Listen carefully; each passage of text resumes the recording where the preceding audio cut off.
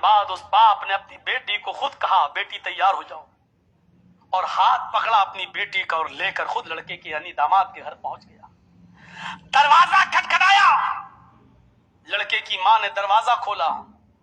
क्या देखता है लड़की का बाप, ये आलिम, ये मुदर्रिस, कि लड़के के एक हाथ में सूखी रोटी है और दूसरे हाथ में नमक है।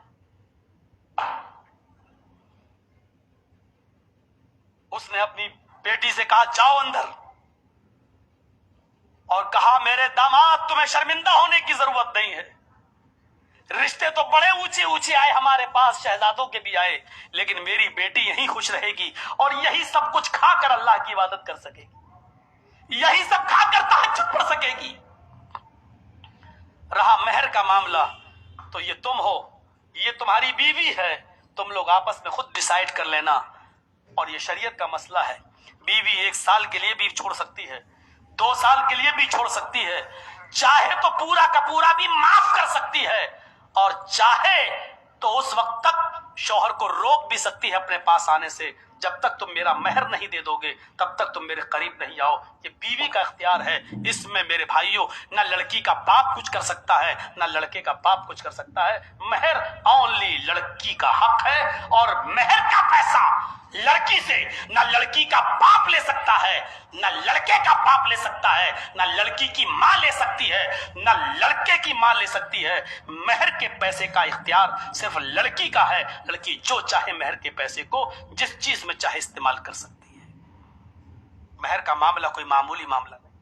हम अपने जमीरों पर गौर करें और डालें, कैसे लोग रोक लेते हैं और कैसे हमारी लड़कियां घरों में रुक जाती हैं, और फिर खेल चलता है दोनों तरफ से, घिनौने और गंदे, और बीच में पड़े हुए बहरूपिये और बीच में पड़े हुए शतरंज की चाल चलने वाले ये शैतान जो घरों में बिगाड़ पैदा कराना चाहते हैं और लड़के और लड़की को एक दूसरे से जुदा कराना चाहते हैं। मेरे भाइयों, शैतान को सबसे ज्यादा खुशी अगर कभी होती है तो नमाज छुड़वाने पर नहीं होती है, रोजा छुड़वाने पर नहीं होती है। एक हाजी साहब हज करने जा रहे थे, उनके राह में रुकावट बन गया, नहीं करने दिया, इस पे नहीं होती है। शैतान खुशी से नाचता है जब वो ये सुनता है कि फला लड़के ने फला लड़की को तलाक दे दी है और इन दोनों में जुदाई पैदा हो गई है। शैतान का अर्श पानी होता है और वहीं पर वो डांस करता और नाचता है। शैतान को सबसे ज्यादा खुशी होती है इस बात पर कि लड़के और लड़की को एक दूसरे से जुदा करा दिया गया।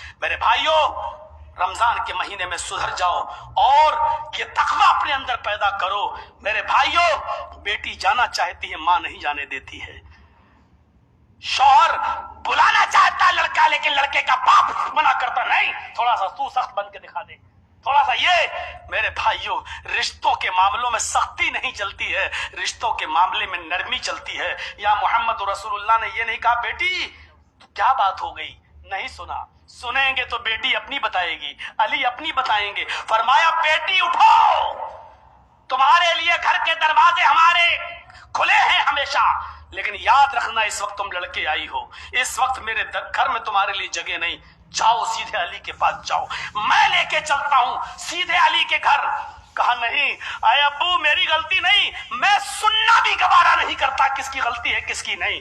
अभी तुम इस वक्त जाओ, अभी तुम इस वक्त जाओ। मेरे भाइयों, हजरत फातिमा को भेजा, नहीं जा रही थी, तीसरी बार का, अब्बू सुन तो लो मेरी। फरमाया, बेटी मेरी सुन, अगर इस हाल में तेरा इंतकाल मेरे घर में हो गया, कसम है उस जात की जिसके कब्जे में मोहम्मद की जान है, मोहम्मद तेरा जनाजा नहीं पढ़ाएगा। ये सबक पढ़ाओ अपनी बेटियों को, ये सबक सिखाओ अपनी औलाद को, ये सबक पढ़ाओ अपनी औलाद को। यहाँ शरीयत सुनने आए हो, यहाँ कुरान और हदीस सुनने आए हो, यहाँ माहौल और समाज में क्या हो रहा वो सब हम नहीं बताएंगे। बहुत कुछ रहा है, उस पे कौन चलेगा? एक एक चीज पे चलूं तो मेरे भाइयों उसी में 1-1 घंटा चाहिए।